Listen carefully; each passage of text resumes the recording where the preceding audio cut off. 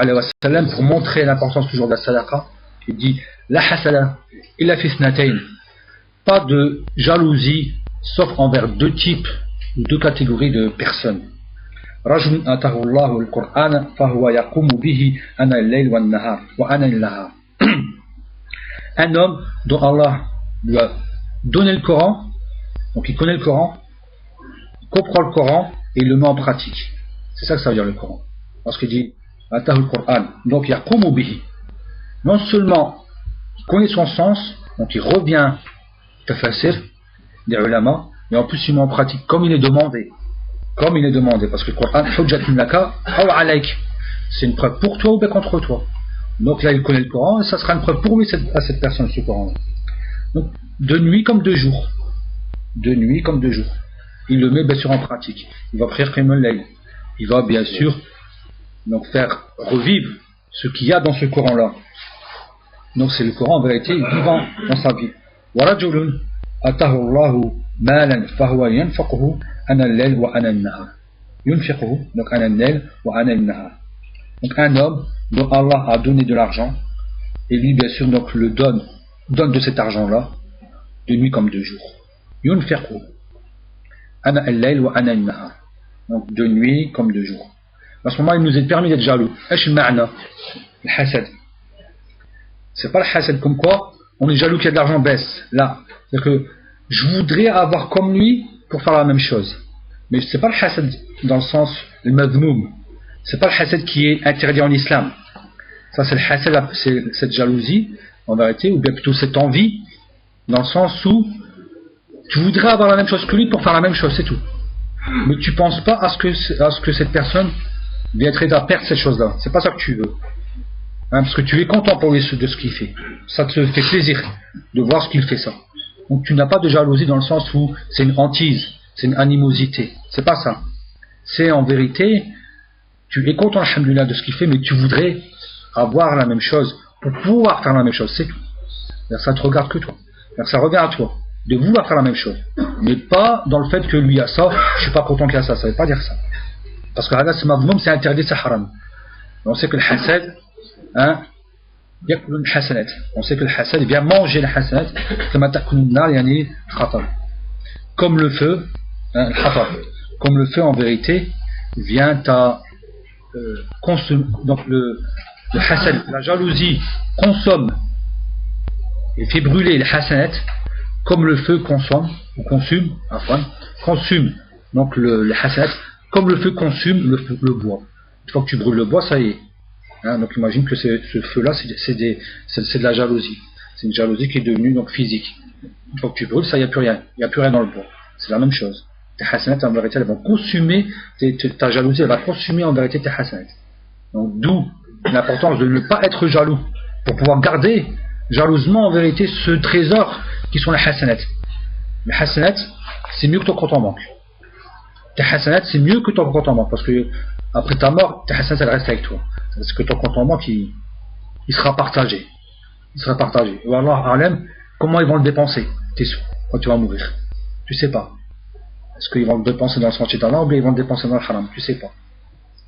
Mais tes hasanats, ils restent avec toi. Et c'est eux que tu as besoin. C'est eux que tu as besoin.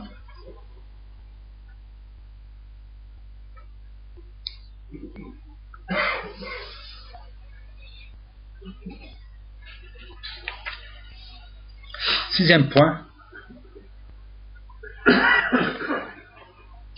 ou bien il y a encore un hadith aussi qui est important toujours. Al-jahilu bil-Qur'ani kal-jahili bis-sadaqa. Wal-musir bil-Qur'an kal-musir bis-sadaqa. Donc le prophète sallallahu alayhi wa sallam dit, donc celui qui lit le Coran donc à voix haute, c'est-à-dire devant les gens, c'est comme celui qui fait sadaqa en public. Et celui qui donc cache, qui lit le sadaqa en voix basse, donc pour lui-même, c'est comme celui qui fait en vérité la sadaqa en lui-même. Donc on voit toujours la corrélation entre la sadaqa et les bonnes actions. Sixième point, al-infaqu mimma yuhibbu, mimma yuhibbu al-mutasaddiq. Et ça c'est important. Donc, c'est de donner de ce que tu aimes. De donner ce que tu aimes. Et Allah il le dit bien. Et Allah Azza wa Jalla en ce moment, il va bien préciser certains mots qui sont importants. Lan tanalul birra hatta tunfiqu mimma tuhibbun wa ma tunfiqu min shay'in fa inna Allah bihi alim. Donc Allah dit certes, jamais vous pourrez acquérir le bir. C'est quoi le bir? C'est un ismul jami' al-ibadat. Le bir en vérité, c'est cette piété-là, c'est cette obéissance qui englobe toutes les ibadas. Et on voit bien donc lorsqu'on lit donc on voit tout ce qui vient après. On remarque que dans ce verset de Surat al-Baqarah, qui est au milieu de la Surat al-Baqarah, qui englobe presque toutes les adorations, ou bien toutes les adorations qui sont mentionnées dans toute cette sourate. La Surat al-Baqarah parle d'énormément d'adorations. On retrouve pratiquement énormément d'adorations, que ce soit la salat, la zakat, donc le hajj, hein, le mariage, le divorce, et l'akhirihi, plein d'adorations sont mentionnées de où? Dans Surat al-Baqarah. Il y a beaucoup d'ahkam dans cette sourate. Et on retrouve au milieu de cette sourate ce verset-là. Et on retrouve dans ce verset-là beaucoup de ces adorations. Et Allah les a appelées comment? El-Bir. Hein, donc justement cette obéissance. Cette obéissance. C'est pour ça que là, donc, quand on va dans ce verset-là, on voit bien que vous n'intégrez pas donc justement l'obéissance qui englobe en vérité toutes les adorations jusqu'à ce que vous donnez. Donc il revient à un seul point, à une seule chose. C'est ce que vous donnez quoi? Ce que vous aimez, de ce que vous aimez. Donc si tu avais maintenant donc le meilleur jus, si tu avais un invité, donc tu ne vas pas lui poser maintenant. Donc si tu avais 3 ou 4 catégories de jus et qu'il y avait 2 ou 3 jus qui sont un seul jus qui est en vérité qui est le meilleur pour toi, que tu le préfères, donc pose celui que tu as préféré. Pose en vérité celui que tu as préféré. C'est la même chose pour le reste. Tu poserais de la viande plutôt que de poser un œuf. Un exemple. Tu poserais donc un steak plutôt que de poser un œuf. Ou autre. C'est une façon de voir les choses. Mais c'est ça. Tu aimes ça, tu aimes énormément ça, tu le poses. Et là, à ce moment-là, tu feras partie de ceux qui réellement arrivent à ce niveau de quoi? De l'abrar. Inna al-abrar la fin na'im. Donc qu'est-ce que tu as comme récompense? Parce que le bir, c'est justement l'abrar, c'est eux qui arrivent à ce bir.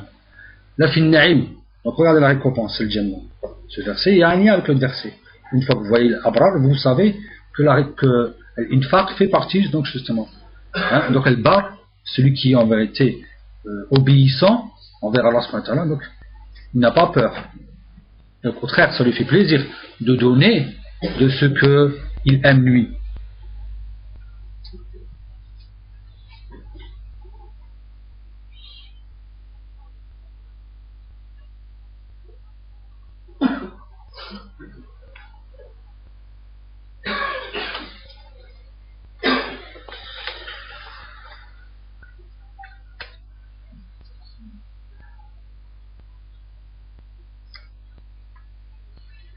Et c'est un exemple qui est important lorsque une personne a donné أعطى في الصدقة بعيرا معزولا فقال النبي صلى الله عليه وسلم اللهم لا تبارك فيه ولا في إبله. Donc une personne a donné la sadaqa, donc en vérité un chameau, donc bien sûr qui est en vérité donc faible, malade, qui ne sert à rien. Donc en donnant à la personne, c'est plutôt une gêne pour la personne qu'un profit, parce que maintenant comment il va faire? Est-ce qu'il va mourir maintenant dans ses mains ou quoi? Alors il dit ça, qu'Allah ne met pas de baraka ni dans sa personne et ni dans cette ibile. Ça c'est le droit du prophète sallallahu alayhi wa sallam contre cette personne-là.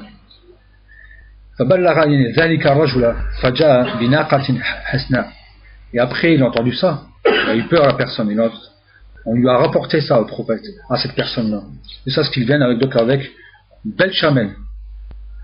Atubu ila Allah azza wa jal wa ila nabi sallallahu alayhi wa sallam. Donc il dit, je me repens à Allah azza wa jal, je me repens en venant vers toi sallallahu alayhi wa sallam. Faqala an-nabi sallallahu alayhi wa sallam, Allahumma barik fihi wa fi ibilihi. Donc parce qu'il a fait tawba, il a ramené en vérité de ce qu'il y a de meilleur. Il a ramené en vérité ce qu'il y a de meilleur. Et ça, bien sûr, on sait que ce hadith-là, il est venu vis-à-vis de la zakat. Mais ça reste le même principe. Ça, c'est vis-à-vis de la zakat.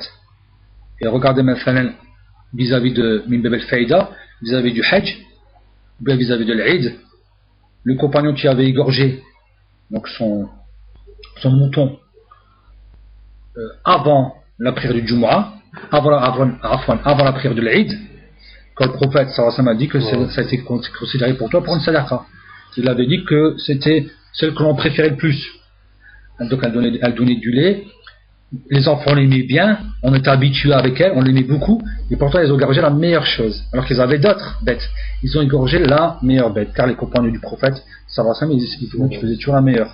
C'est pour ça que la même chose fait le Hajj. Il ne faut pas, en vérité, rechercher après le mouton le moins cher. C'est ce que des gens font. 350 rials, 300, 270, j'ai trouvé à 250, c'est bon, moins cher que toi, c'est moi qui ai gagné, là. Abadan. C'est le contraire. Cherche la plus chère. Car tu es en train de faire une ibada azima. Tu es justement en train, en vérité, de quoi? De faire une adoration qui est énorme. Tu es en train d'égorger pour Allah Azza wa Jal. Et cette chose-là, elle va aller chez les pauvres. Donc tu vas nourrir maintenant 35 pauvres, mieux que si tu aurais nourri 12 pauvres. Tu fais un khel. En plus, ça, justement, normalement, tu ne fais min afdal. Hein? C'est pour ça que Hatta Cheikh Natimi, il dit, rahmallah, que la meilleure des choses, que le meilleur, justement, des bêtes qui sont immolées, pour lui, il dit, c'est le chameau. Donc, il voit le chameau avant les moutons. Donc, c'est pour dire, et le chameau, c'est plus cher que le mouton. Tout le monde le sait. Pour payer un chameau, c'est 2000 rials. Donc, c'est un exemple. C'est à titre d'exemple. C'est bon, c'est bon. Donc, dès que c'est l'heure, vous me dites un coup, comme vous voulez. C'est vous qui. Non, si vous êtes là, si vous voulez qu'on fasse la prière, vous reprenez. Ce sera, sinon, on peut continuer. Après la prière, c'est un autre. C'est Abbas qui reprend. Ah, c'est un autre frère. C'est un peu. Donc, parmi aussi les adillah, parmi les preuves de cela, donc c'est que Abu Talha radiyallahu anhu donc rapporte annahu tasaddaqa bi ahabbi amwalihi ilayhi. Il a donné de ses meilleurs biens. Donc après le prophète sallallahu alayhi wa sallam, donc il dit, là c'est une ha. En réalité c'était, donc il y avait, apparemment c'est comme un endroit, ou peut-être une petite terre avec un mur qui était muré. Il avait donné de sa meilleure sadaqa. Le prophète sallallahu alayhi wa sallam a dit Bakh, ذلك المال رابح. Bakh, chez les Arabes, ça veut dire en réalité, ils disent c'est ajib, étonnant. Le Bakh, quand ils disent ça les Arabes, le prophète sallallahu alayhi wa sallam a dit Bakh, dans le sens il dit ajib, il aimait bien ça, il a bien aimé ça. Il a dit ذلك المال رابح.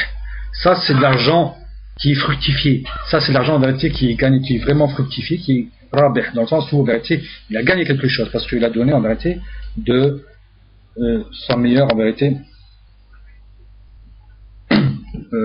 Donc il a donné en vérité de la meilleure chose. Donc on va s'arrêter là pour reprendre la prochaine, donc demain par la suite. Donc demain après le Dhuhr, après l'Asr, après le Maghrib, après l'Isha, Inch'Allah. Donc on va s'arrêter là pour la prière et puis Abbas, Inch'Allah, il va continuer par la suite. Subhanaka wa bihamdika, ashhadu an la ilaha illa ant, astaghfiruka wa atubu ilayk. Voilà, c'est la théorie, on va passer à la pratique. Inch'Allah.